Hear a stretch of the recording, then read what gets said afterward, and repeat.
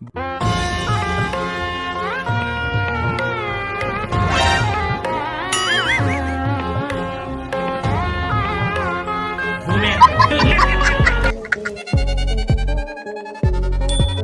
आज की इस वीडियो में हम आपको जानवरों के ऐसे मोमेंट दिखाने वाले हैं जिसमें जानवर अतरंगी कांड के साथ साथ बड़ी अजीबोगरीब फनी हरकतें करते हुए भी नजर आएंगे। तो हर बार की तरह हमारी ये वीडियो काफी फनी और मजेदार होने वाली है, इसलिए वीडियो को स्किप किए बिना आखिर तक जरूर देखिएगा, वरना काफी कुछ फनी क्लिप्स आपसे मिस हो जाएगी।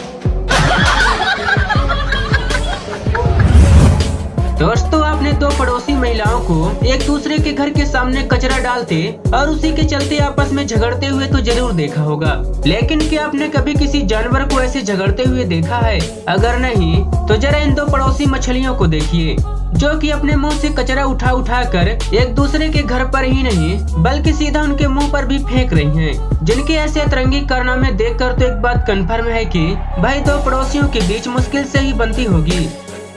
No.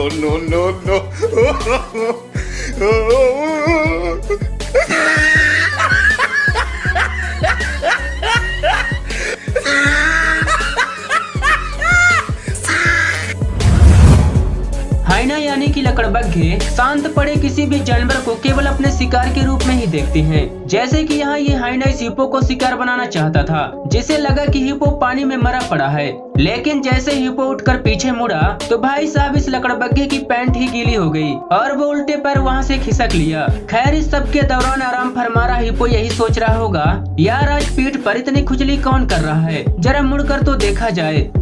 ये माल मिल गया। क्या बेटा? मालिक माफ कर दो, मैंने आपको देखा नहीं। नारियल के शक्ल का साला।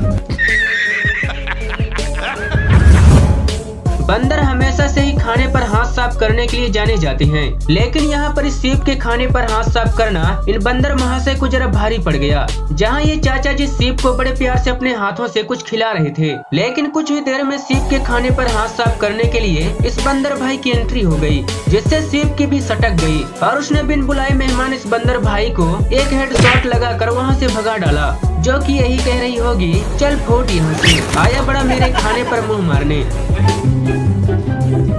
ओह सरक उधर। ए देवा बहुत भूख लगा है आज।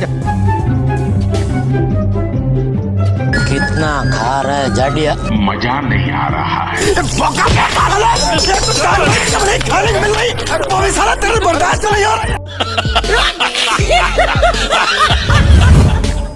दोस्तों जानवरों की बात करें तो अतरंगी और खुरापाती कारनामे करने में बंदर ही सबसे आगे हैं, जो कि कहीं भी और किसी से भी उंगली करने लग जाए।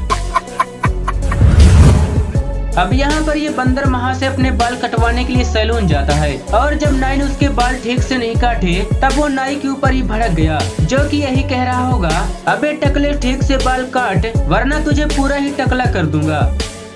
सब बहुत आती जाती है यहाँ पर, बाद में पकड़ लीजिएगा भाई। वो तो बाल काटना भाई जल्दी। हाँ बाबू साहब 25 साल से कोनो चीज गायब नहीं हो। बोल मत, कुछ मत बोल, चुपचाप बाल काट।